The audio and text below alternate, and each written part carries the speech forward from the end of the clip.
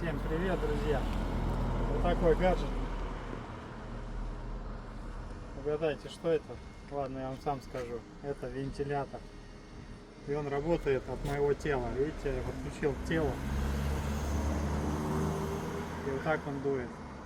Могу переключить на разные скоростя. Вот есть первая скорость, вторая скорость, третья скорость, четвертая.